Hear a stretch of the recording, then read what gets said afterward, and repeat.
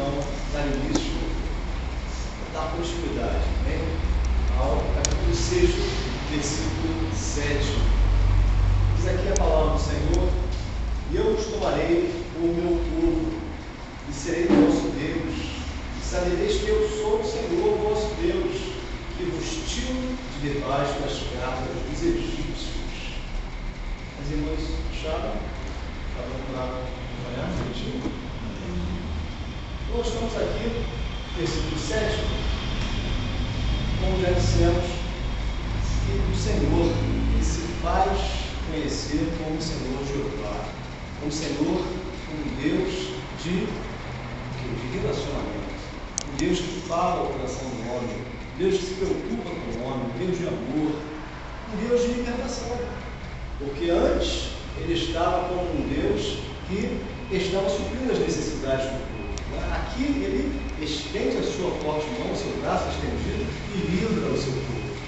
E nós vemos o que o Senhor fará, faz daquilo que foi falado, foi trazido para ele. Eu vos tomarei o meu povo e serei vosso Deus. Foi o que o Senhor disse que ia operar aqui. A promessa maravilhosa para com o povo de Israel, que o povo de Israel seria o povo do Senhor. Vamos aqui colocar para o nosso dia, sabemos que a Bíblia ela é um livro não ultrapassado, não é um livro apenas para elucidar a coisa do povo, mas é um livro que é atual, né? Aplicável aos nossos dias. Este povo que o Senhor coloca aqui: eu vos tomarei o meu povo. Este povo, será que era o povo de Israel não somente? Era aquele povo lá do Oriente Médio? Não. Nós sabemos que, como já dissemos na outra oportunidade, nós somos filhos também de Abraão, porque somos a fé. Todos aqueles que creem, todos aqueles que aceitaram Jesus pela fé, são também chamados filhos de Abraão. Então este povo, que o Senhor se refere a este povo, era justamente a igreja fiel. Nós, outros, né, os gentios, que seriam chamados filhos do Deus vivo, igreja fiel, de Israel espiritual. Então o Senhor, quando diz aqui, tomarei o meu povo, era justamente a igreja fiel. Só que nós vemos uma coisa interessante aqui: o Senhor se faz revelar, se faz mostrar como Deus Trino. Veja que coisa interessante: e serei vosso Deus, sabereis que eu sou o Senhor vosso Deus. A expressão Senhor, a expressão Deus é três vezes. Vamos analisar os textos, revelando aqui uma obra completa. E serei vosso Deus, expressão da pessoa do Pai. Hein? E sabereis que eu sou o Senhor, como a pessoa do Filho, revelando aqui o Senhor como Filho, Jesus. É interessante notar que quando nós observamos aqui, sabereis que eu sou o Senhor, essa expressão eu sou, é uma expressão que nós vemos lá no Novo Testamento. Quando Jesus diz assim: eu sou o caminho, a verdade e a vida. Eu sou a videira verdadeira, meu Pai é o agricultor. Eu sou o pão da vida. Eu sou o bom pastor. Isto denota algo interessante: o Senhor Jesus, como o Senhor que é todo-poderoso, que supriria as nossas necessidades, em quais fossem as nossas circunstâncias, em quais fossem as necessidades do homem. O homem está precisando de um bom pastor? Está precisando de um bom pastor por estar desgarrado como uma ovelha sem pastor? Jesus é esse bom pastor. O homem está precisando de pão. Eu sou o pão da vida. Jesus, ele supre todas as necessidades do homem.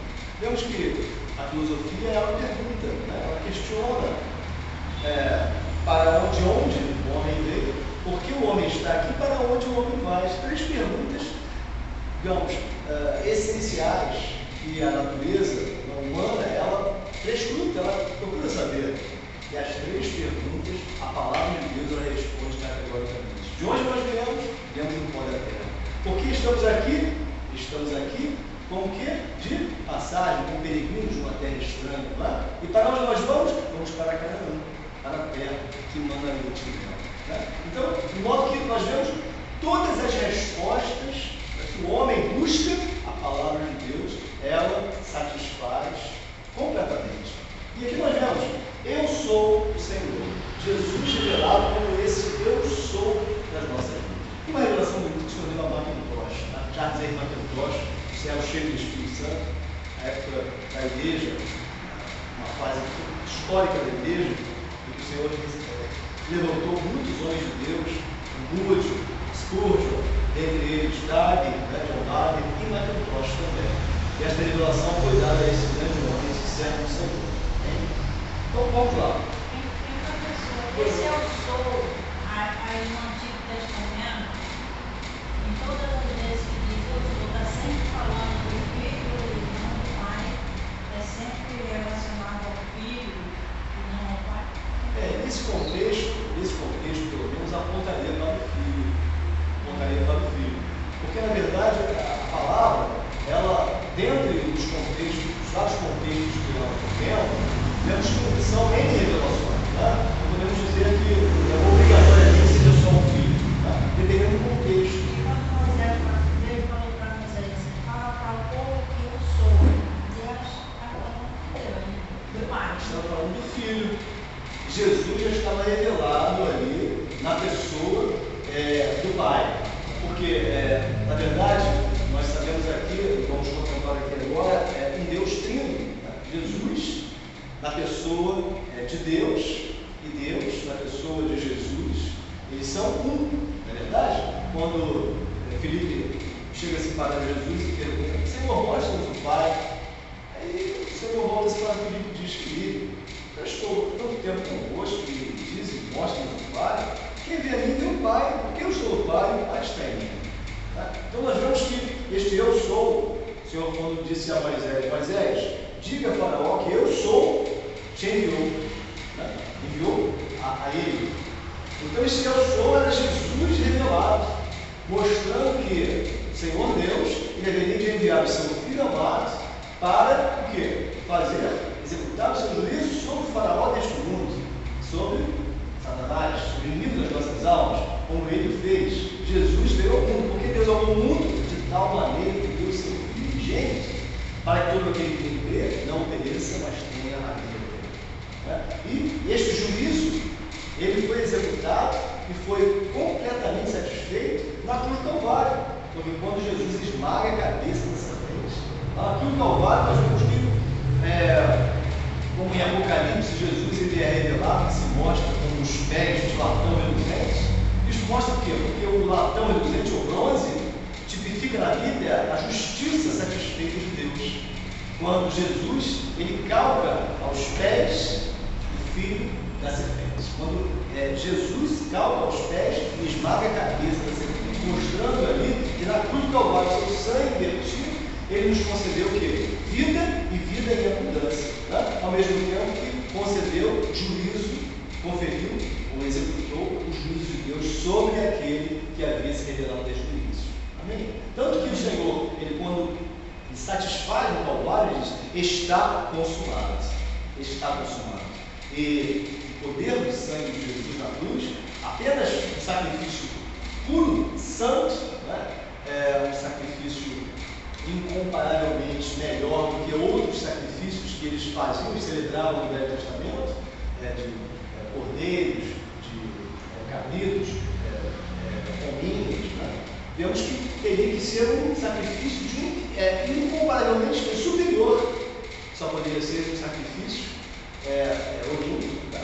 vindo de um homem que, digamos, teria saído do seio do Pai, ou Deus teria saído do seio do Pai, teria sido enviado por Deus, teria se revestido, humanamente falando, e mesmo em fraqueza, porque Jesus ele foi 100% homem e 100% Deus, e embora ele fosse revestido de humanidade, ele pudesse abrir mão de toda a fraqueza humana e, sem pecado, suplantar toda essa fragilidade humana.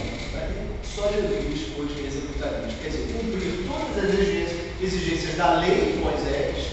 Ele foi um Senhor todo-poderoso, Deus perfeito, porque ele, sem pecado, o cordeiro imaculado e incontaminado, ele, em obediência, ele foi até a cruz, verteu seu sangue, deu a sua vida por nós e venceu a morte e o inferno. Por quê? Porque na cruz do Calvário ele verteu seu sangue, morreu, desceu às partes, das regiões mais baixas da terra, e trouxe nas suas mãos a chave do céu, a chave da morte do inferno, vencendo Satanás, e foi assunto ao céu e está diante de Deus.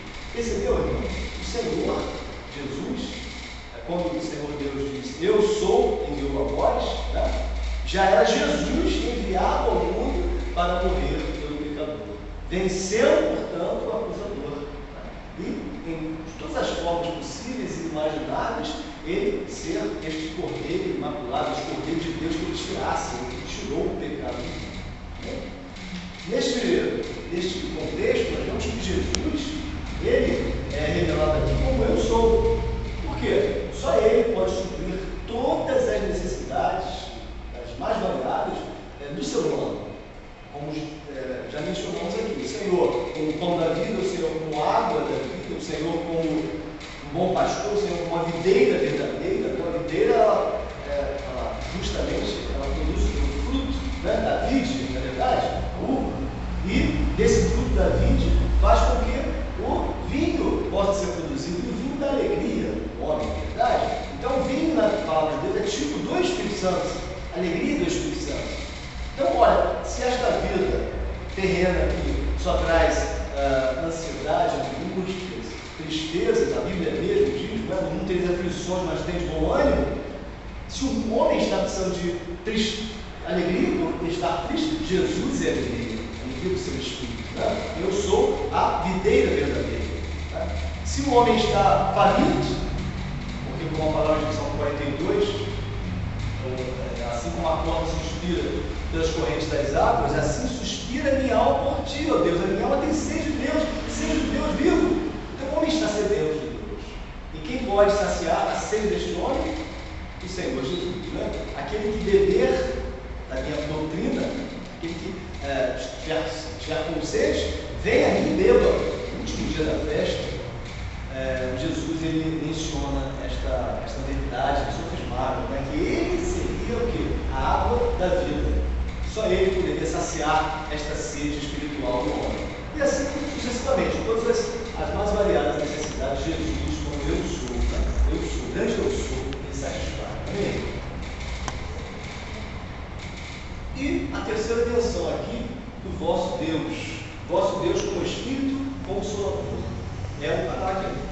Então nós vemos aqui, meus irmãos, o que é a Trindade, um Deus Trino, uma obra completa, Pai, Filho e Espírito Santo. O que é paráclitos? Paráclitos é a expressão original para Espírito Santo Consolador.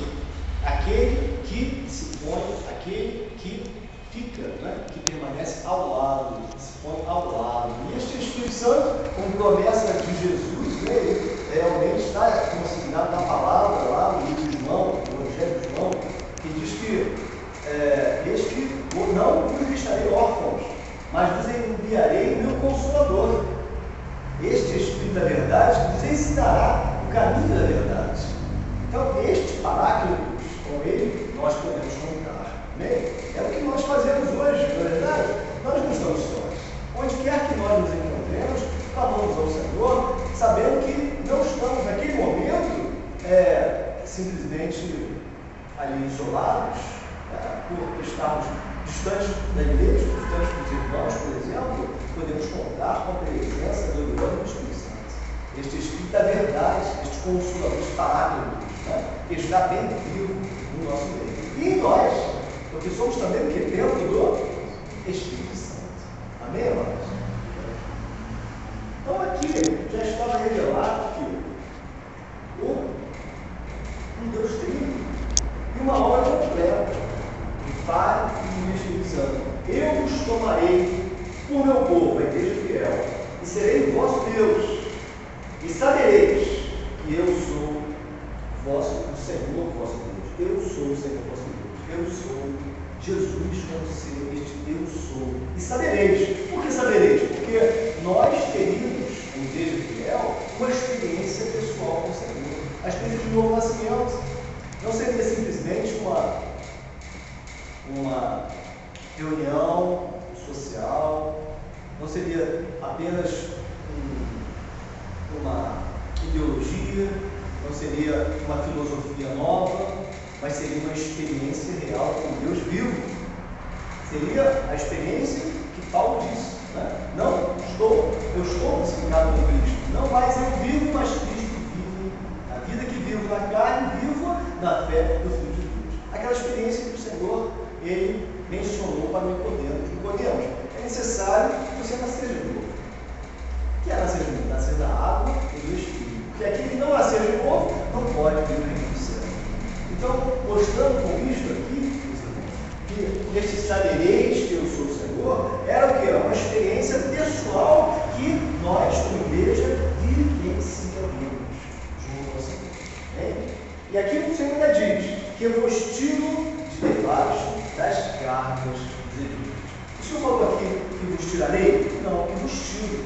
Então, não importa em que dia, não importa em que hora você estará abrindo as páginas da Escritura, você vai estar abrindo, meditando nesse texto, vai ler ali e vos tiro.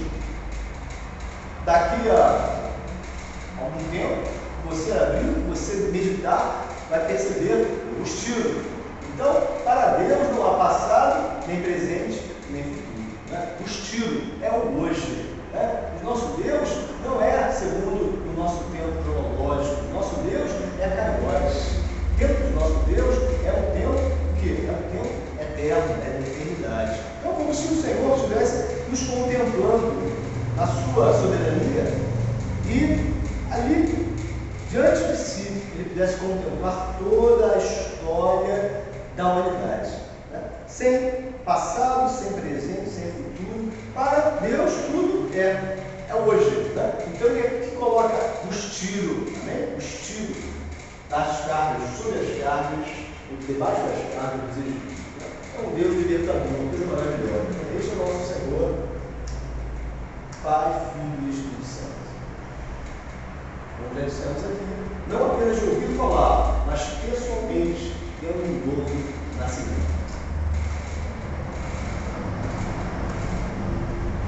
Esse oitavo, vamos ler mais.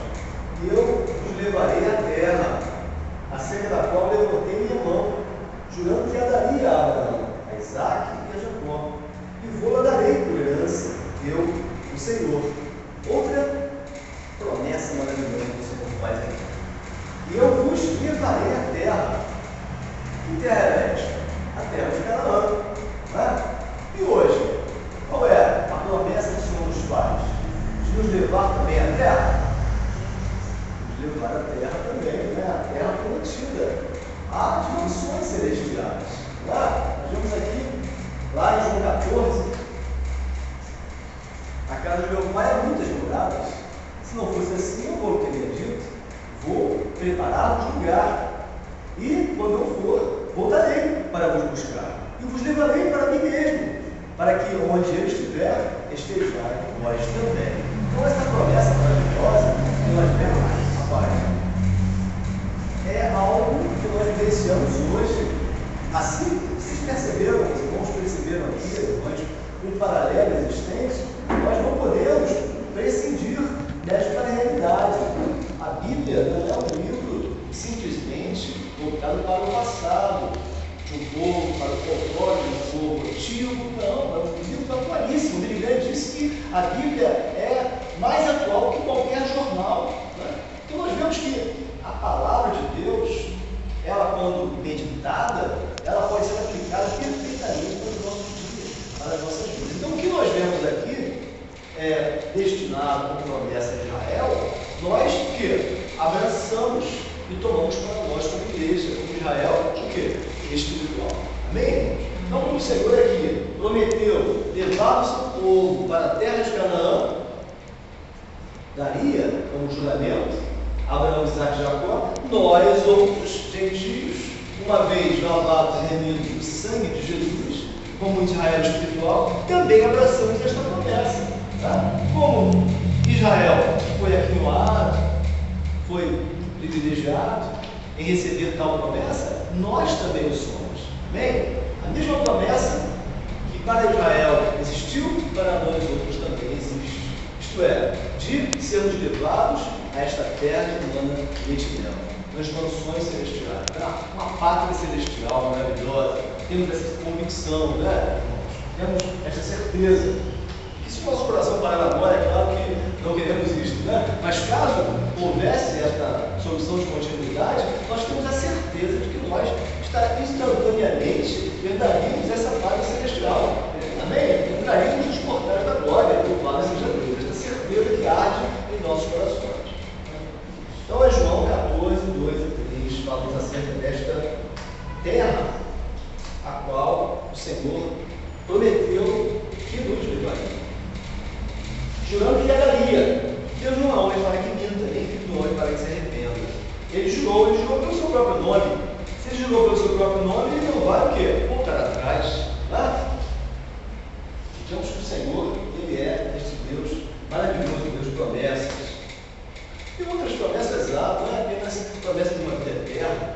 O Senhor promete que vai operar nos nossos corações, no seio da nossa família, crendo no Senhor Jesus Cristo, será salvo, tu e a tua casa. Tá? Ora, santificareis, né? Santificando hoje, o Senhor operará maravilhas amanhã, diz lá em Josué, nos santificando. Então há promessas maravilhosas, numerosas promessas na palavra de Deus, as quais precisamos nos apropriar, na certeza de que o Senhor, Ele é fiel para cumpri-las todas, sem exceção. Vou-la darei por herança, eu, o Senhor. Deus é fiel para cumprir suas promessas, como dissemos aqui. Por herança. Por que por herança? Por que ele diz por herança? Porque quando pensamos em herança, nós supomos que houve um testador, alguém que morreu, faleceu, deixando aquela herança. Esse testador, de fato, já morreu. Já verteu seu sangue na cruz por nós. Só que não está mais morto, né? Ele vive para todo sempre, louvado seja Deus. Este Senhor maravilhoso que por nós verteu o seu sangue. E é interessante observar, é muito salutar quando nós olhamos a profundidade de derramar o sangue de Jesus. Né? O sangue do Cordeiro. Quando Jesus ele derrama o seu sangue na cruz por nós, ele derrama a sua vida por nós. Por quê? Porque a Bíblia lá, em Gênesis, nos diz que a vida do corpo está, a vida da carne está no sangue. A vida da carne está no sangue. Por isso, antes mesmo da lei, em Gênesis, vemos que não se podia comer nenhum animal com sangue, porque a vida da carne estava no sangue. Então, quando Jesus derrama o seu sangue, ele derrama a sua vida por nós. Não é a sua vida biológica? Não. A sua vida é eterna, porque ele veio do seio do Pai, desde a eternidade. Então, quando Jesus derrama o seu sangue por nós, ele derrama a sua vida eterna. Por isso, meus amados, aquele que crê no Filho tem a vida eterna. E não entrará em condenação, mas passou da morte para a vida. Louvado seja Deus. Bem, é muito importante nós meditarmos neste ponto, entendermos que o poder do sangue de Jesus é vida na nossa vida. Vou darei por herança. Eu, Senhor, Deus é fiel para cumprir as suas promessas. Louvado seja Deus. Versículo 9. Deste modo falou Moisés aos filhos de Israel. Mas eles não ouviram Moisés, por causa da ânsia de espírito e da dor de servidão. Aqui nós vemos uma coisa assim curiosa e muito séria ao mesmo tempo. Da mesma forma que entendemos como a raça humana, né, é frágil, e quantas vezes nós até criticamos, de uma certa forma, Israel, mas eu acho que foi difícil. O povo, olha, o povo viu tantas maravilhas operadas no deserto, água brotando da rocha, codornizes, pão caindo do céu, pão, maná, tantas coisas gloriosas aconteceram no deserto, e o povo mesmo assim murmurando. Só que nós somos capazes, nós somos feitos do mesmo material. Da mesma forma que o povo de Israel murmurou no passado, nós também muitas vezes murmuramos. Muitas vezes, por fraqueza, dizemos não. Dizemos não podemos, Senhor. Quantas vezes? O que acontece? Ocorre da mesma forma. Paulo diz: miserável é o homem que eu sou. As coisas que eu quero fazer, estas eu não faço. E as coisas que eu não quero, estas eu não acabo fazendo. Quem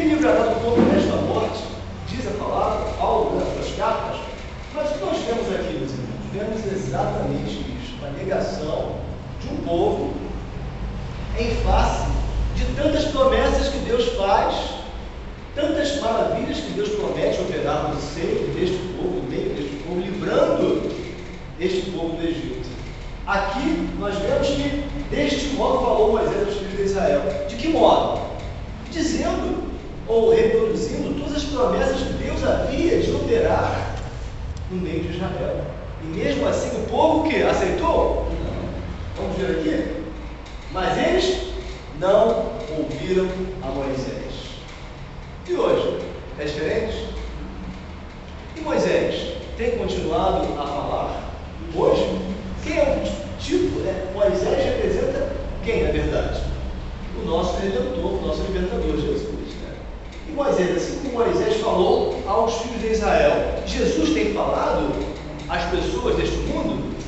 Tem falado por meio da sua palavra, por meio dos seus ensinos. E como os filhos de Israel negaram, disseram, não queremos ouvir Moisés. E hoje? O que ocorre hoje no seio de uma sociedade que está, às vezes, alheia às coisas de Deus? Da mesma forma, nós entendemos, nós observamos esse comportamento de o quê?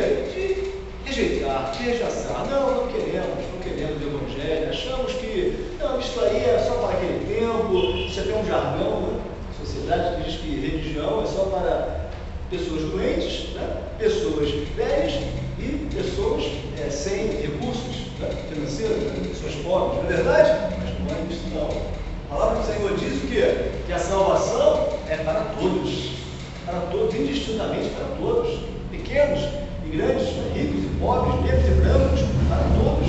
A palavra de Jesus, né? Ou melhor, o apóstolo Paulo dizia o quê? Que eu não me envergonho do Evangelho de Cristo, porque é o poder para a salvação de todo aquele que crê. Primeiro do judeu, depois do grego. Nós vemos que o Evangelho é algo maravilhoso e que está sendo anunciado e obedecido hoje, atualmente. Da mesma forma que os homens ali rejeitaram, não quiseram ouvir a Moisés, muitos hoje têm rejeitado e não estão querendo, não estão simplesmente aceitando este Evangelho. Mas por quê? Por causa da ânsia de espírito e da dura servidão. Não ouviu Moisés, igualmente em nossos dias, elucidamos aqui. Ânsia de espírito e dura servidão. Dois fatores aqui. Vamos lá, dois fatores. Ânsia de espírito é algo que interior, é o pecado que reside no interior do homem. E a dura servidão é a própria escravidão do Egito. Já é um fator externo, é o que o mundo impõe à natureza humana. E são essas duas coisas, basicamente, que afastam, que distanciam o homem de Deus, é o seu pecado e é o mundo, que impõe fardo, né? Este fardo pesado e árduo sobre aquele que foi feito à imagem e semelhança de Deus. Deste modo falou Moisés aos filhos de Israel. E até foi falado, louvado seja Deus. Não ouviu Moisés. Vamos ao versículos 10 e 11, meus amigos. Falou mais o Senhor a Moisés, dizendo: entra e fala a Faraó. Aqui é algo interessante, algo muito particular que nós vimos aqui. Rei do Egito que deixe sair os filhos de Israel da sua terra. Falou mais. O Senhor, ele desistiu do seu povo naquele momento? Por mais que o povo de Israel não quisesse ouvir ali, falar, ouvir de Moisés aquela palavra, o povo ali, rejeitando simplesmente, isso fez com que o Senhor deixasse de falar a Moisés? Não. Falou mais o Senhor a Moisés. Isto significa o quê, meus irmãos? Que o Senhor, ele não desiste de nós. O Senhor não desiste, o Senhor insiste. O Senhor bate a porta do coração. Filho meu, dá o teu coração. O Senhor, ele acredita no homem, na medida em que este homem corresponda ao seu chamado. Né? Deus é misericordioso. A Bíblia diz que a sua longanimidade, ela nos leva ao arrependimento, ao conhecimento da verdade. Deus é longânimo. Deus é paciente. Quantos anos, muitas vezes aqui, às servos, né, os irmãos que estão aqui, cada uma tem a sua experiência de testemunho. Há quantos anos o Senhor esperou para que cada uma das irmãs aqui aceitasse o seu filho? Eu, graças a Deus pela misericórdia do Senhor, fui criado no lar cristão, né? Mas as irmãs aqui, todas foram criadas no lar cristão? Podemos aqui exemplificar, se fôssemos trazer os testemunhos públicos aqui, nós íamos ver como Deus foi paciente para conosco. Aos 13 anos eu falei para ele, quando não podemos pular carnaval e nem dançar, que eu tiver velha, eu sei que aos 15 anos, novamente, ele me deu uma visão e eu respondi a mesma coisa. Mas ele é tão misericordioso que aos 34 anos ele me resolveu. Mas eu pensava exatamente isso. Crente não tem instrução, é pobre, analfabeto, velho. Pensava isso. É o que, no seio da sociedade, é o que se diz, é o que se pensa, né, em relação ao Evangelho, em relação à palavra de Deus. Mas é um engano. Quem que está por trás disso? Ditando esses maus conselhos, esses desconselhos. Quem é? É o engano. Eu era tão miserável que até se a pessoa tivesse o sobrenome Jesus, eu achava, só tem esse sobrenome que é gentil, só muito pobre ainda não é perto. Ele é muito misericordioso, né? Muito misericordioso. É assim como isso que até que se afasta do pé de Deus. É verdade. É que ele se afasta de volta. É verdade. Isso é lindo. Coisa maravilhosa, né? O Senhor, Ele se agrada e a palavra do Senhor diz que se uma ovelha se desgarra, o que acontece? Ele deixa as 99 e vai em busca daquela centésima que se desviou, né? Mostrando que o Senhor é o nosso pastor. É aquela palavra que o Senhor disse há pouco ali: eu sou o Senhor.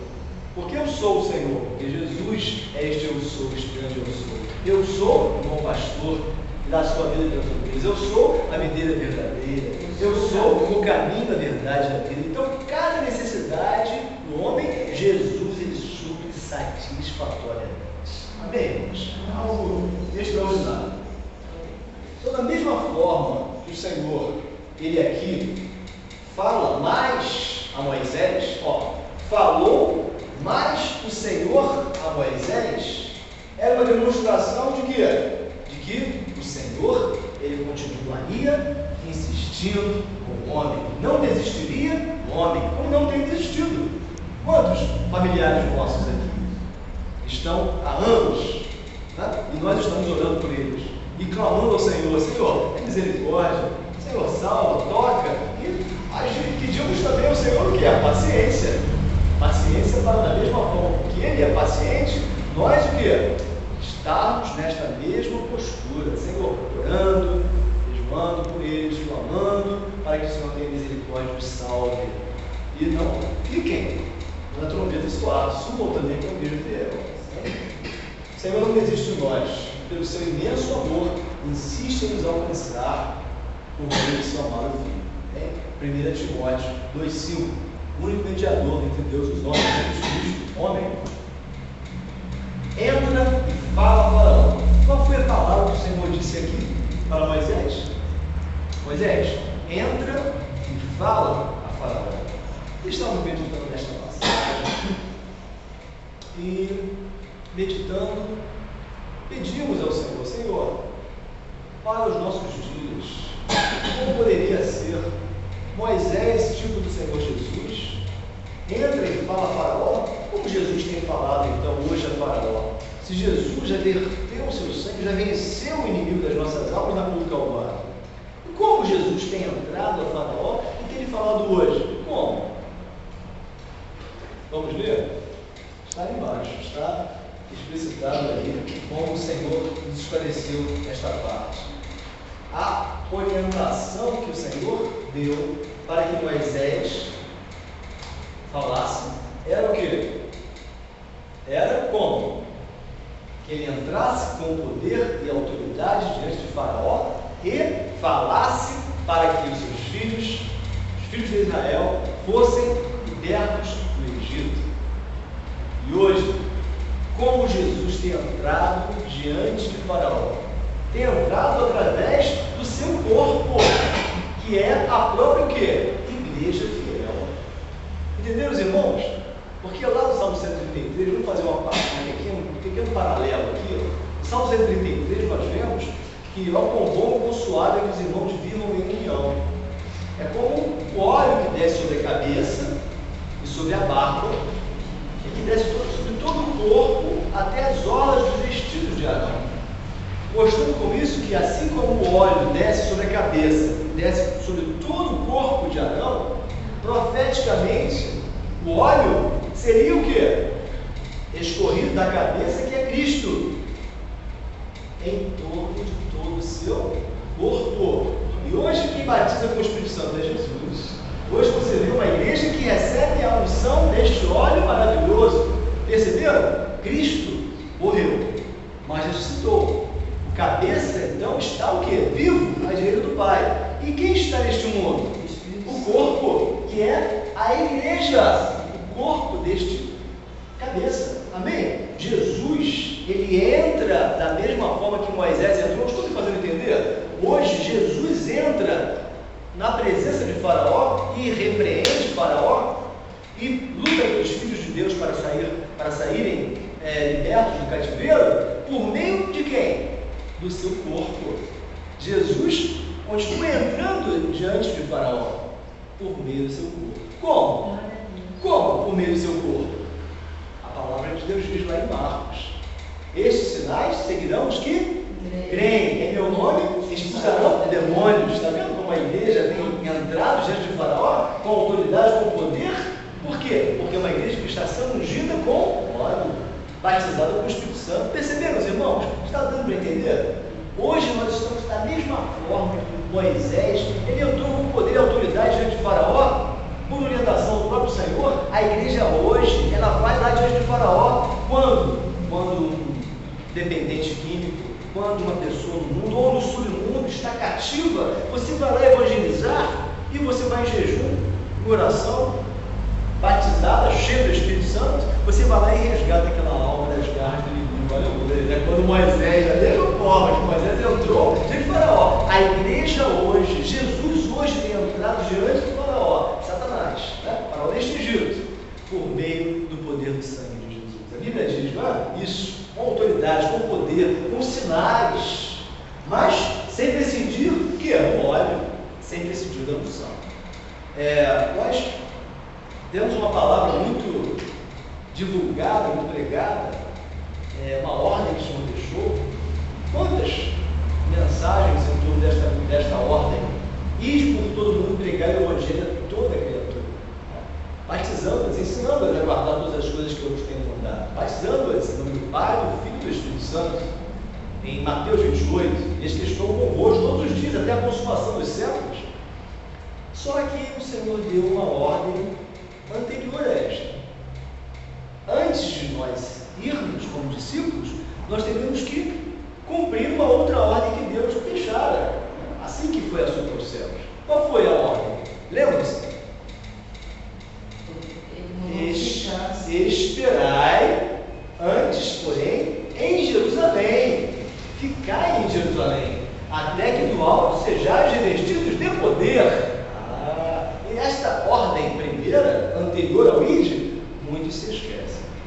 Na hora de virem, bom, da forma que estão, mas não foi bem visto que Jesus orientou. Jesus disse o quê? A nós irmos sim, porém, preparados, ungidos, revestidos de poder, e recebereis poder ao descer sobre vós o Espírito Santo, e sereis minhas testemunhas. É mesmo que o soldado para guerra desarmado. Exatamente. Vamos parafrasear aqui, ou vamos simplificar, melhor dizendo, o BOP, né?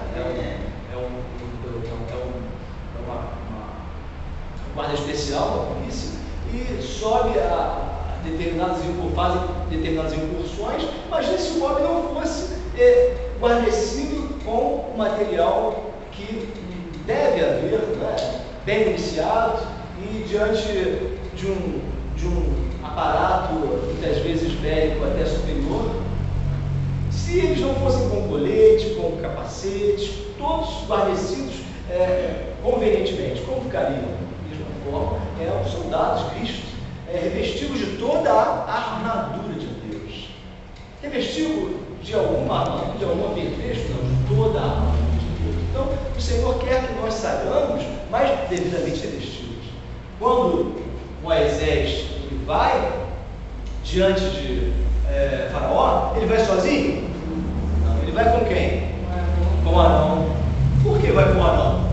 Porque Arão, ele representa a terceira pessoa da Trindade. Nós já mencionamos isso aqui, né? Deus falando, o Pai, Moisés representando o Filho e Arão representando o Espírito Santo.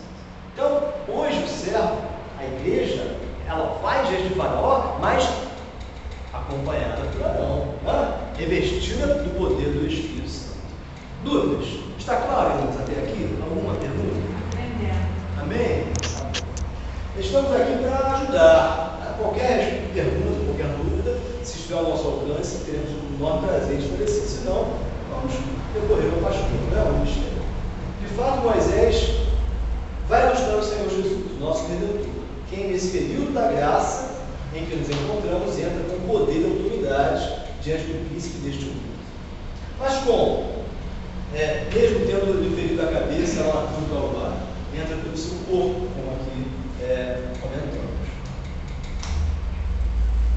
Sim, contudo, nós vemos a obra revelada de uma forma maravilhosa, né? Temos aqui a manifestação do poder de Deus para com a igreja. Nós podemos aqui exemplificar a vida de Pedro. Antes do batismo com o Espírito Santo, como era Pedro? Inseguro, cortou a espada, cortou a orelha de mal com a espada, foi ao encontro de Jesus. Jesus disse: Pedro, venha ao meu encontro. E por sentir ali o vento e ao olhar ali para as águas, ele desceu. E depois, quando Pedro ele é batizado com o Espírito Santo em Pentecostes, como então demonstrando ali a vida de Pedro? Uma vida o quê? Ousada, uma vida transformada, uma vida intrépida, na verdade, uma vida cheia da plenitude do Espírito Santo. Então, o batismo com o Espírito Santo é fundamental para que o servo ele saia, mas saia revestido de poder para ir de encontro, né? Ir de encontro a pessoas de Faraó, ao inimigo das nossas almas. Vamos dar aqui abrir um parênteses com relação ao batismo com o Espírito Santo. Poucas pessoas comentam sobre essa necessidade. Graças a Deus, ainda que nós estejamos passando um período de apostasia no Evangelho, vemos que algumas igrejas, ou um número substancial de igrejas, tem realmente sido alcançados e igrejas têm sido renovadas pela misericórdia do Senhor. Mas o batismo com o Espírito Santo, ele é tipificado na palavra como na figura da candeia. A candeia em Israel era uma candeia de barro e nela cabia pouco óleo, quantidade pequena de óleo. E esta candeia, ela acabava rapidamente aquele óleo, uma vez que havia uma torcida, e quando aquele óleo acabava, o israelita ele tinha que abastecer, ou reabastecer aquela candeia com óleo de reserva. Lembra-se das virgens loucas, virgens nécias e virgens prudentes, em Mateus 25? As virgens, todas elas eram o quê? Dotadas de candeia com azeite, mas de 5 as candeias ali, a candeia havia apagado, é verdade? E das outras 5 havia sim, estava o abastecimento, porque haviam levado o azeite de reserva. O batismo com o Espírito Santo é a mesma coisa. A candeia simboliza o nosso coração, o óleo, o Espírito Santo, e o fogo, o poder desse Espírito. Mas o que acontece? Nós somos batizados com o Espírito Santo, recebemos esta bênção maravilhosa, passamos a viver em novidade de vida, mas uma vida, uma alegria excruciante, poder extraordinário que nos sobrevém pela sua graça, né? Desejo, a paixão das almas perdidas, desejo de ganhar almas para o Senhor, para o reino, trabalhar para o Senhor. Só que, detalhe, se nós não tivermos com azeite de reserva, que significa este reabastecer, que nada mais é do que um renovo, a renovação que o céu precisa ter na sua vida. O que acontece, o que vai ocorrer, a tendência nossa qual será? Apagar, esfriar, nos esfriarmos na presença do Senhor. Então é preciso que nós estejamos o que? Nós estejamos pedindo sempre ao Senhor um renovo. Sempre, Senhor, renova o batismo de construção da minha vida. Senhor, acrescenta mais o teu óleo na minha candeia. Não posso me apagar, não posso, Senhor, deixar o teu poder cair por terra, não, Senhor. O poder na minha vida seja um fogo ardendo, né? Continuamente, como o candelabro lá no tabernáculo, né? As suas lâmpadas não poderiam se apagar. O fogo tinha que arder continuamente. Nós também precisamos pedir ao seu Senhor: Senhor, fogo, teu fogo, o poder do teu Espírito esteja ardendo continuamente na minha vida. Porque se o fogo se apagar, o que acontece? A candeia era servir para quê, meus irmãos? Para quê? Para orientar o caminho, para iluminar o interior das residências, a fim de que as donas de casa pudessem desempenhar suas atividades domésticas. Imagine, você quando está sem o poder do Espírito, você está andando às escuras, você não detecta nenhum obstáculo à frente, você pode, na iminência, o quê? Tropeçar e cair. E na sua casa, sem a candeia, você às escuras, você vai poder ir para a casa, vai poder cuidar da casa? Não, da mesma forma. Né? Nossa casa espiritual, nossa vida, nosso templo, né, que é a casa, desde que estou à porta e bato. Se alguém ouvir a minha voz e abrir a porta, né, entrarei em sua casa, esta casa somos nós. Né? A candeia apagada, o que vai ser da nossa casa espiritual? Então, é uma interrogação aqui que fica no ar. E é necessidade nós buscarmos sempre o que? O renovo. Senhor, batiza com o Espírito Santo. Me renova. E se você foi batizado, se eu fui batizado em 1980, digamos, eu sempre preciso pedir o que? O Senhor? O renovo. Renovo. Me renova, Senhor. Me concede os dons, que é uma promessa maravilhosa do Senhor também lá em Coríntios. Procurai com zelo os melhores dons, que eu vos mostrarei um caminho ainda mais excelente. Importa que o servo, ele persevere, ele busque o Senhor e clame para que o Senhor lhe permita aprofundar-se mais e mais na sua obra. É o que o Senhor quer, um caminho ainda mais excelente. O que diz a palavra? Que o caminho do justo, a vereda do justo, é como a luz da aurora, que vai brilhando mais e mais até ser dia perfeito. O desejo do Senhor é que a nossa vereda, o nosso caminho, brilhe mais e mais. Como brilhar? Sendo luz do mundo, sal da terra, sendo luz do mundo. E como nós vamos ser luz do mundo? Com a nossa candeia cheia de óleo, o fogo do Espírito sempre iluminando o nosso caminhar, tá? Estarmos o que? Brilhando. A palavra do Senhor diz: e resplandeceis como astros do mundo, para que os homens, vendo as vossas boas obras, glorifiquem ao vosso Pai que está nos céus. É interessante observar, meus irmãos, que para nós brilharmos é preciso que nós tenhamos o azeite, a fim de que as nossas candeias estejam sempre com o fogo aceso, mostrando com isto que quando o servo ele está em meio às trevas, em meio à escuridão deste mundo, o mundo está em trevas, amém? O mundo não está em trevas, nós sabemos que o mundo já é maligno. E no horário, no relógio espiritual de Deus, está próximo de acontecer um rito. Eis o noivo sair ao encontro. Muito embora tenhamos aqui um Evangelho, graças a Deus, sendo divulgado com toda uma liberdade de culto, né? Estamos num Estado democrático de direito, louvado seja Deus. Sabemos que o relógio de Deus, o relógio espiritual de Deus, em breve os ponteiros eles se unirão. E é a hora espiritual profética, é a meia-noite. À meia-noite ouviu-se um grito: eis o noivo sair ao encontro. E se estamos próximos da meia-noite, o mundo está em trevas, o mundo jaz no maligno, o pecado, a promiscuidade, o mundo, as trevas espirituais já sobrevêm, as sombras já descem, né, nesta última hora. Só que os servos, ele precisa estar com a sua candeia acesa para não ser o quê? Envolvido nessas trevas. Uma das pragas lá no Egito era justamente esta, as densas trevas que sobrevieram no Egito. E vamos passar por esta praga mais adiante, bem, irmãos? É muito importante nós observarmos isso. Daí fizemos assim, demos apenas uma pincelada da necessidade de quê? De sermos o quê? Renovados a cada dia. Não nos acomodarmos jamais. Estamos como aqui, o servo estava, Moisés postado. Moisés estava ali intercedendo pelo seu povo, desejoso de levar o seu povo para fora do Egito. E para isso ele estava contando com quem? Com Arão. E agora nós vamos ver esse detalhe. Apesar de Moisés ter observado essa questão, nós vemos que Moisés aqui, ele fala ao povo, ou ele reclama com o Senhor, provavelmente. Lembram-se que Moisés intercede pelo povo, mas como que reclamando junto ao Senhor?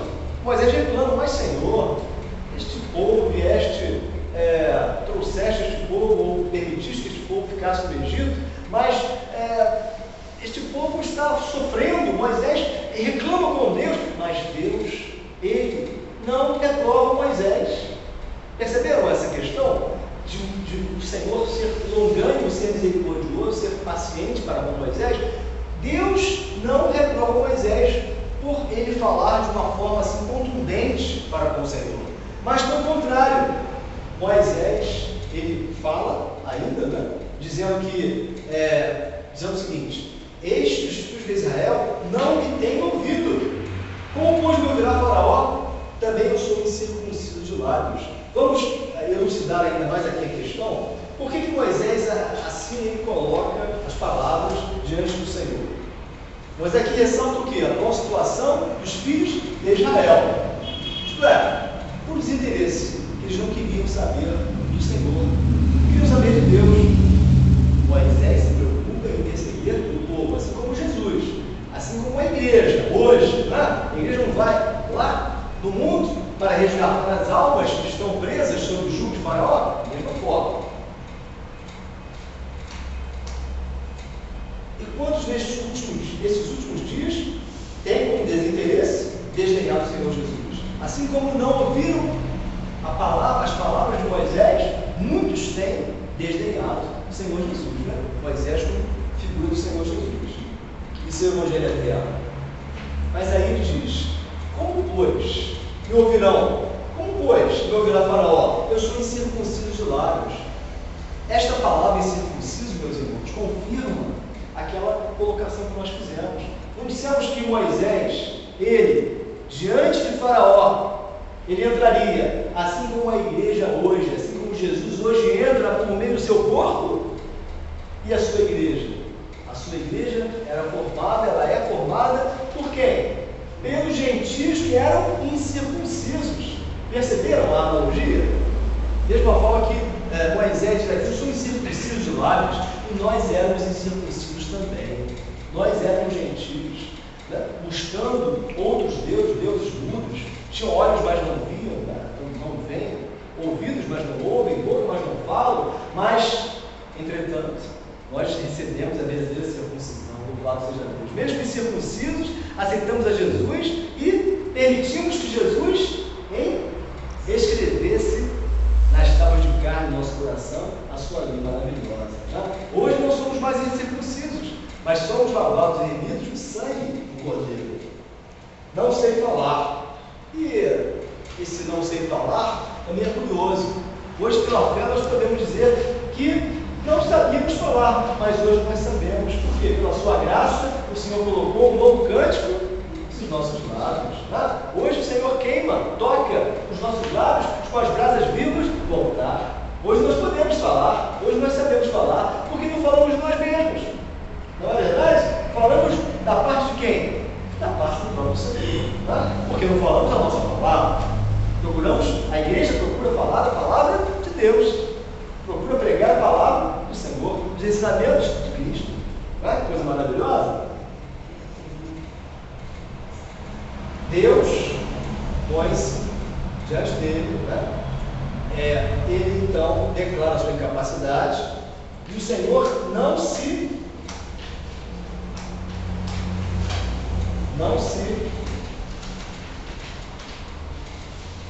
o Senhor, ele não fica entristecido em relação a Moisés, ou explica a Moisés, mas ele simplesmente trata Moisés com paciência e permite ali que Moisés entre na presença de Faraó com o seu irmão. Então, os irmãos veem como o Senhor é longânimo, como o Senhor foi aqui compreensivo, compassivo para com Moisés. Coisa interessante. Quem, pois, ou como, pois, me ouvirá? Às vezes o homem é assim também, né? Nós, como igreja, mesmo indo na presença de Faraó, sendo orientados, sendo arregimentados como exército, né, deste Deus maravilhoso, por vezes bate, né, em nós uma dúvida. Quem aqui? Puxa, eu sou incapaz, Senhor. Às vezes o servo, uma vez, certa feita, né, o servo ele foi até chamado para pregar e não tinha mensagem. Começou a buscar mensagem daqui, buscar mensagem dali, e até que ele entrou, subiu, né, ao púlpito, foi assunto ali, levando uma mensagem que ele havia achado ali na hora, e desejoso de ser visto de uma forma assim, até contagiante, dentro da igreja, glorificando o nome dele, exaltando o nome do Senhor, né? Mas ele desceu cabisbaixo, desceu entristecido, porque depois de ter pregado, depois de ter entregue uma mensagem, ele viu a igreja simplesmente abatida nele, apática, completamente apática. E desceu ali cabisbaixo, sentou-se, e ao lado dele estava o caseiro da igreja. O caseiro olhou para ele, era o pastor da igreja, e perguntou por que ele estava entristecido. Aí esse pastor respondeu para o caseiro: porque preguei e não aconteceu nada, eu esperava que a igreja glorificasse o nome do Senhor, tivesse grande rebuliço, né, santo, né, o Senhor operasse nos corações, transformasse, operasse a sua graça, e nada aconteceu, porque ele desceu cabisbaixo, entristecido, né? Aí o caseiro da igreja, o zelador, vira-se para ele e diz assim: pastor, quem sabe se o Senhor subisse do púlpito como o Senhor desceu? Se eu tivesse subido ao púlpito como o Senhor desceu do púlpito, assim, Deus, verdade, quer dizer, o Senhor operasse de uma forma mais poderosa. Então, às vezes o homem é assim, né? Ele sobe com atos, às vezes sabe tudo, e nada sabemos. Nós nada sabemos, amor. Paulo diz: se alguém queria saber alguma coisa, ele não sabe como convém saber. Nada conhecemos, nada sabemos. Precisamos estar numa posição de humildade e pedir ao Senhor: Senhor, nada sabemos, e eis-me aqui, envia-me a mim, seja feita a tua vontade, não a minha, negar-se a si mesmo, para que o Senhor opere a sua vontade que é boa, agradável e perfeita. E o nome dele somente seja glorificado. Então é importante aqui nos observarmos que a tendência do Senhor poderia ser esta, de reclamar com Moisés, mas o Senhor, ele simplesmente espera de Moisés, e hoje, pela sua misericórdia, podemos dizer, né, sabemos falar, Moisés, e com isso ele acabou ensejando que o Senhor, com paciência, ele demonstrasse a forma pela qual Moisés se revelaria ao povo de Israel. De que forma Moisés revelaria a sua vontade, a vontade de Deus para com o povo de Israel? De que forma? De que maneira? Por meio de Arão. Não é? Porque Arão, Moisés, havia o quê? Assim, dificuldade em falar, com dicção, não é? Ele tinha muita dificuldade em falar. E com isto, Deus levantara Arão para ser o seu porta-voz. Hoje,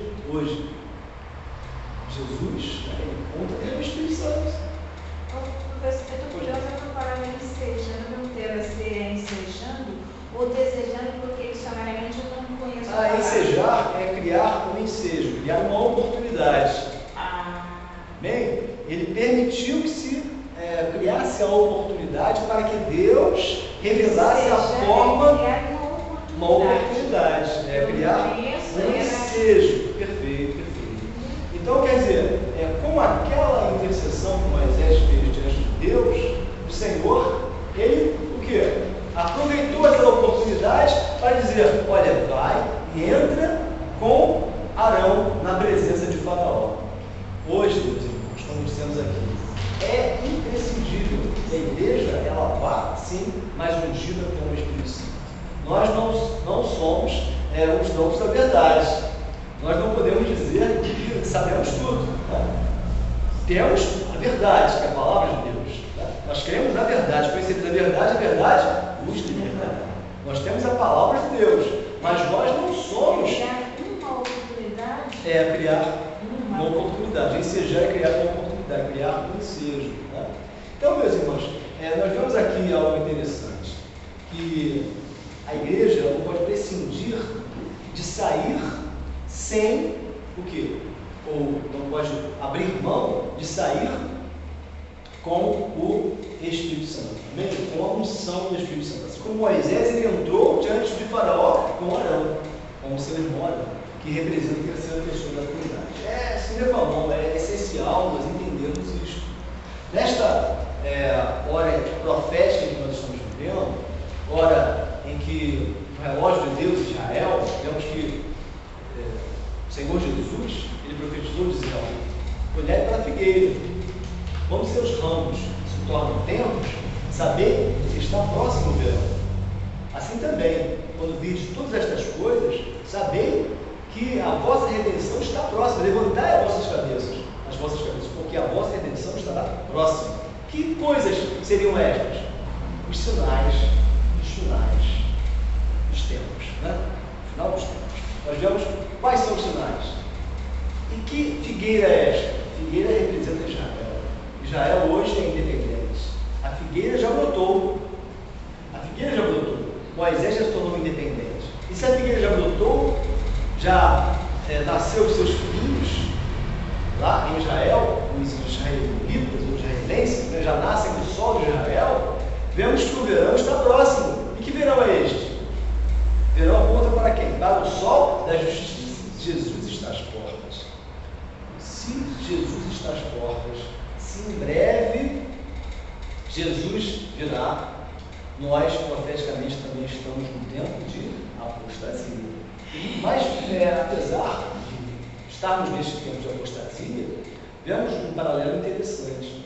Assim como na última carta do Apocalipse de Laodiceia, mostrando esta apostasia, esta mornidão, em meio a uma atmosfera ecumênica de ecumenismo, somatório de religiões, todas crendo no seu próprio Deus, em detrimento da palavra de Deus, a verdade, é algo interessante. Apesar de nós estarmos atravessando esta época, esta fase de mornidão espiritual, em sintonia com esta última carta, vemos a última parábola de Mateus 13. É a parábola da rede que é lançada. E muitos peixes estão sendo trazidos. A última parábola de Mateus 13 está intrinsecamente ligada a esta última carta do Apocalipse. É a parábola que a rede é lançada e toda a qualidade de peixes é trazida. Então, há peixes que nós nem imaginamos, mas que são alcançados nesta hora, esta hora profética.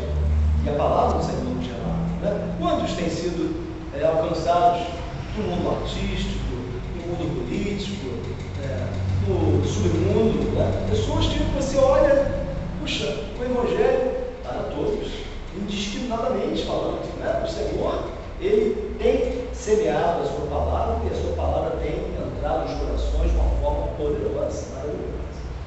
Então nós vemos aqui e não podemos prescindir de quê?